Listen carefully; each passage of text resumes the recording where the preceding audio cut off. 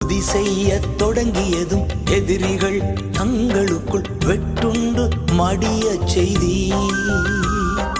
உம்மாலாகும் எல்லாமாகும், உம்மாலாகும் எல்லாமாகும். ஆகாதது எதுவும் இல்லை, உம்மாலாகாதது எதுவும் இல்லை.